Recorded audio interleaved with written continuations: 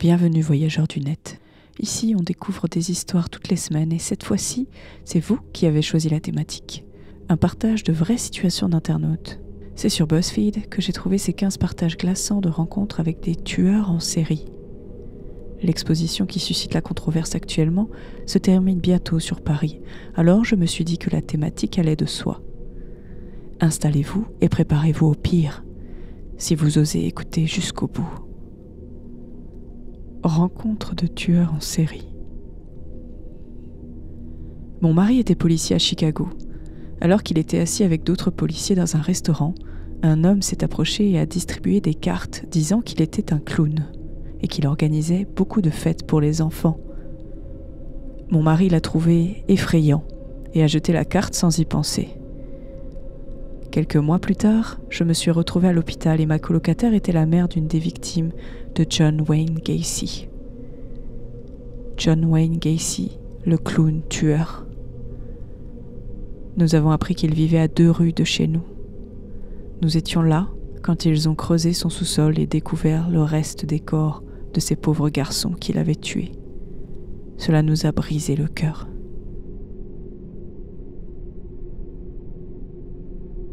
Roger Kibb, le tueur de l'I5 en Californie, était un parachutiste du week-end qui sautait avec nous pendant la journée, mais qui ne restait jamais sur la zone de saut pour nos barbecues du samedi soir. Comme nous l'avons appris plus tard, il se rendait sur les autoroutes de la vallée centrale pour prendre des autostoppeurs et les étrangler.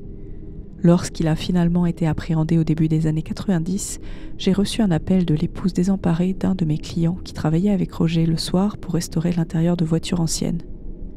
Elle n'arrivait pas à croire qu'elle avait été aussi proche d'un psychopathe dont on pensait qu'il avait assassiné tant de femmes. Ma tante était à la FSU lorsque Ted Bundy a attaqué et tué les filles dans la maison de la sororité. Elle connaissait les filles qui sont mortes, je crois. Elle vivait dans une autre maison de la fraternité, à quelques portes de celle où il est entré. Après les attaques, la police a bouclé toute la zone et cherchait des preuves de son entrée par effraction ailleurs ou toute autre preuve pour ajouter d'autres charges et ainsi de suite. Il s'était déjà évadé de prison, donc ils avaient ses empreintes et tout le reste. Sur la porte de la maison de la sororité de ma tante, ils ont trouvé ses empreintes digitales sur la poignée et ses empreintes de main sur la porte. Ce qui veut dire qu'il est probablement allé d'abord chez elle, qu'il a vu que la porte était fermée, qu'il a poussé et qu'il est allé dans l'autre maison où il a pu entrer. Elle a dit qu'il ne fermait pas toujours leur porte à clé pour que les résidents puissent rentrer tard, mais qu'il l'avait fait cette nuit-là. Cette décision leur a sauvé la vie. La porte de la maison où il est entré n'était pas fermée à clé, alors il est entré et a commencé ses agressions vicieuses. Mais celle de ma tante l'était, et elle a donc vécu pour voir un autre jour. Verrouillez toujours vos portes. Vous ne savez pas qui peut être dehors.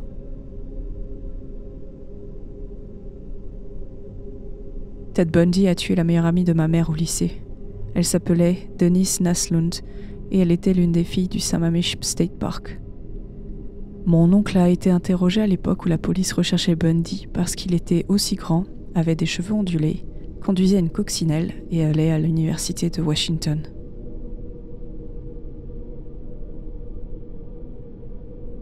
J'ai déménagé à Chicago quelques mois après l'arrestation de Jeffrey Dahmer.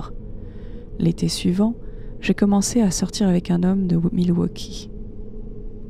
Je ne savais pas grand-chose sur Dahmer parce que je venais de quitter l'armée et je rentrais tout juste de l'opération Tempête du désert. Mon petit ami m'a parlé de lui.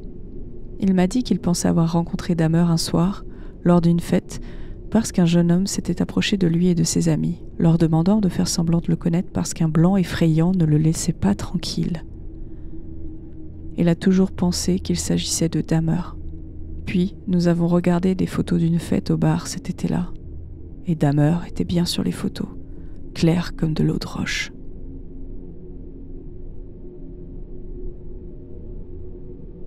Lorsque j'avais 14 ans en 91, ma famille a déménagé à l'autre bout de la ville. Un collègue de travail de mon père que je connaissais depuis que j'étais petite, Dan, nous aidait à déménager. Il a emmené son ami d'enfance, John, de Quincy, dans l'Illinois, pour nous donner un coup de main. Mike, le frère de John, était en ville pour rendre visite à sa famille, mais n'a pas voulu venir nous aider, heureusement. Je me souviens que ma mère m'a dit de rester près de mon père, parce que quelque chose chez John lui faisait peur. Par exemple, il n'utilisait pas de déodorant parce qu'il était convaincu que les sulfates d'aluminium qu'il contenait permettaient au gouvernement de vous suivre à la trace. Il était bizarre mais inoffensif. Au cours de la journée, John a dit à mon père que son frère reprenait sa vie en main après l'incident et qu'il avait changé de nom pour prendre un nouveau départ. Je n'avais aucune idée de ce dont il parlait, alors je l'ignorais. Avance rapide jusqu'en 97. Dan, l'ami de mon père, l'a appelé et lui a dit d'allumer le journal télévisé. À l'écran, John était interviewé au sujet de l'arrestation de son frère. Le frère de John était Michael Swango, le soi-disant infirmier de la mort, qui a empoisonné et tué entre 10 et 60 personnes alors qu'il travaillait comme infirmier. L'incident dont son frère a parlé est le fait qu'il a été condamné à 5 ans de prison pour avoir empoisonné ses collègues de travail, les tuant presque.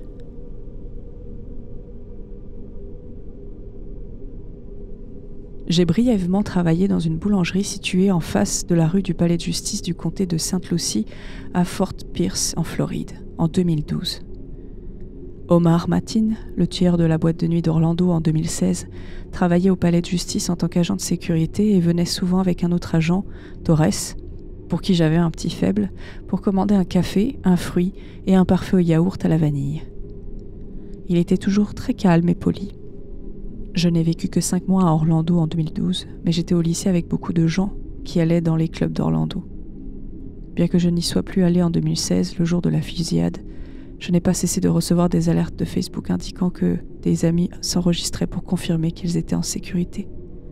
Après probablement la 10e notification, j'ai finalement contacté l'un de mes amis qui vivait encore à Orlando et je lui ai demandé ce qui se passait et pourquoi mon téléphone explosait. Ils m'ont immédiatement envoyé un lien vers le reportage en direct couvrant la fusillade et l'affrontement avec la police qui s'en est suivi, au cours duquel Omar a finalement été tué. J'ai été bouleversée, mais heureusement, aucune de mes connaissances n'ont été tuées ou blessées au cours de la fusillade. Ce genre de choses nous rappelle qu'on ne sait jamais de quoi les gens sont capables.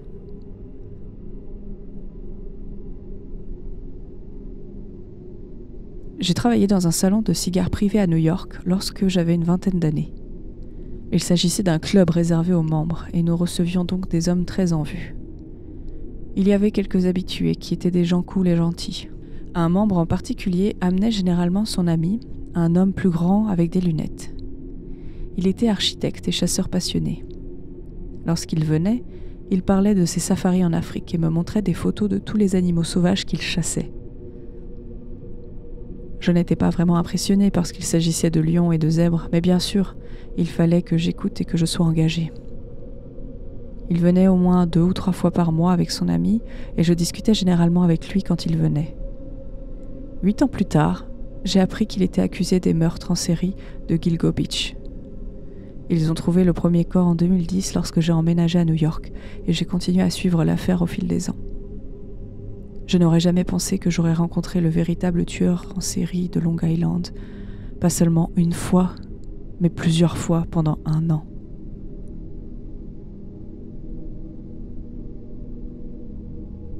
Mon oncle a été transféré à la base sous-marine de Washington au début des années 80. Ma tante a trouvé un emploi dans le département peinture de l'usine Kenworth. Elle a dit qu'elle parlait tous les jours à un peintre de camion lorsqu'il venait chercher sa peinture. Il était calme et gentil, mais elle n'arrivait pas à se débarrasser du sentiment tenace qu'il n'était pas dans son assiette. Il lui faisait peur et elle en a parlé à mon oncle.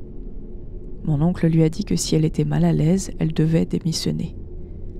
Elle l'a fait et n'en a rien pensé pendant 16 ans.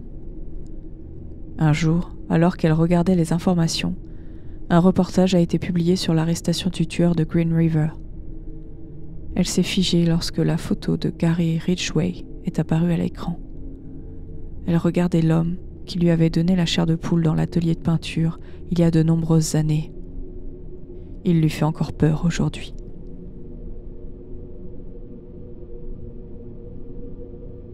Un colocataire avec lequel j'ai vécu dans ma vingtaine a grandi à côté de Gary Ridgway, alias le tueur de Green River, lorsqu'il était enfant, et jouait avec son fils.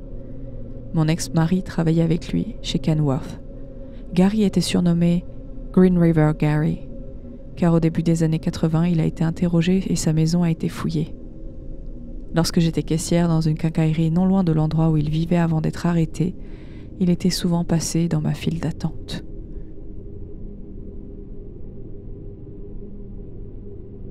Il y a quelques années, je roulais à vélo pour un service de livraison de nourriture dans le centre de Chicago. Je me suis arrêtée au magasin 7-Eleven pour un soda et une cigarette. Pendant que je fumais, un homme et une femme se sont approchés. La fille est entrée, le jeune homme, avec des tatouages sur tout le bras et le cou. C'était un petit blanc maigre, donc il ressortait. S'est approché et a commencé à me poser des questions sur le quartier. Il m'a demandé si je travaillais dans le quartier, s'il était animé, si les gens étaient gentils, si je l'aimais bien, etc. J'ai posé des questions sur ses tatouages et il m'a dit qu'il était rappeur sur Instagram et que j'entendrais parler de lui. Il s'est avéré que c'était Bobby Crimo, qui a assassiné toutes ces personnes à Highland Park 1 an plus tard. Je pense qu'il était en train de faire du repérage dans le centre-ville de Chicago quand je l'ai rencontré et que je l'ai peut-être dissuadé de le faire.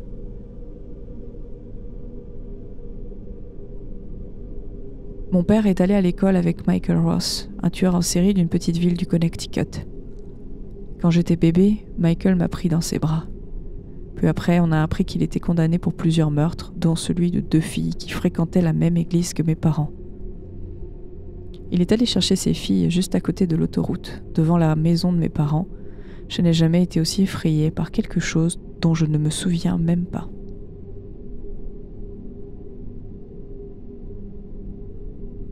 Mon ancienne voisine est la femme d'un tueur en série qui traquait les prostituées.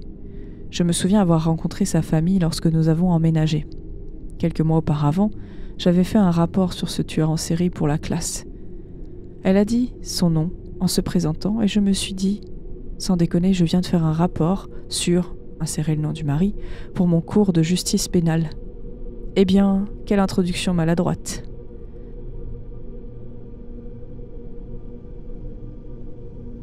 Je rentrais seule chez moi le soir où Son of Sam a été arrêté. Une voiture a ralenti en face de moi.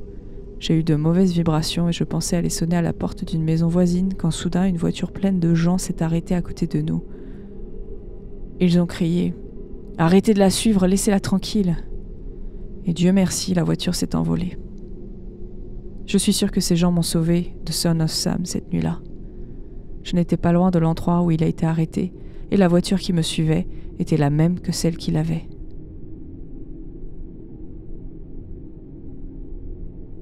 À la faculté de Troyes, j'ai travaillé sur le projet Innocence Project de mon école. L'une des affaires qui m'a été confiée était celle d'un jeune homme qui avait été condamné pour le meurtre d'un adolescent fugueur. Mon partenaire dans cette affaire et moi-même étions pratiquement convaincus de son innocence. Il n'a jamais avoué, il avait un alibi, il n'avait pas de casier judiciaire et les personnes qui l'impliquaient essayaient d'éviter des peines de prison. Mais nous avions besoin d'une preuve ADN pour le disculper. Nous savions que son ADN ne correspondait pas à celui trouvé sur la victime. Mais comme l'État avait abandonné l'accusation d'agression sexuelle, nous ne pouvions pas prouver qu'il ne l'avait pas assassinée après qu'elle ait été agressée. C'est fou, je sais. Nous avons interrogé autant de témoins que possible et obtenu des échantillons d'ADN de ceux qui voulaient bien les fournir. L'un des témoins à qui nous avions parlé, Walter, était l'une des dernières personnes à avoir vu la victime en vie. Nous lui avons parlé longuement au téléphone et il semblait sincèrement désireux de savoir ce qui était arrivé à la jeune fille, mais il n'a pas voulu nous fournir d'échantillons ADN. L'affaire est donc restée en suspens pendant quelques années. Puis, la base de données ADN a trouvé une correspondance avec l'ADN trouvé sur la jeune fille. Un homme nommé Walter Ellis avait été arrêté pour avoir agressé sexuellement et assassiné 7 femmes dans la région de Milwaukee. Il s'agit du même homme que celui avec lequel nous avions parlé du meurtre et de la jeune femme. La police l'avait interrogé après le meurtre et l'avait innocenté. Au lieu de cela, un homme innocent a été condamné pour le meurtre qu'Ellis avait commis. Après ce meurtre, il en a commis 3 autres. Au total, Ellis est responsable de 10 victimes à Milwaukee. Il a été inculpé pour 7 d'entre eux. 3 hommes différents ont été accusés des 3 autres meurtres et 2 d'entre eux ont été condamnés à tort. Eh bien, je pense que si l'on fouille, on trouvera potentiellement qu'on a frôlé des tueurs en série ou des fous. Il y a peu, par exemple, j'ai suivi une vidéo de Liv sur Slash TV, le premier épisode de Click Mortel, où elle parle du monstre d'Auckland qui a sévi en 2018. 1 an plus tôt, j'étais dans cette ville. Les tueurs en série peuvent révulser certaines personnes et en fasciner d'autres. Quel est votre sentiment par rapport à cette tranche de population ? Connaissiez-vous certains des criminels cités ? Vous voulez plus d'histoires, de rencontres effrayantes ? Et que pensez-vous de l'exposition qui fait débat ? Dites-le moi en commentaire, mettez un pouce vers le haut si vous avez apprécié ce partage et abonnez-vous pour m'encourager pour la suite. À bientôt.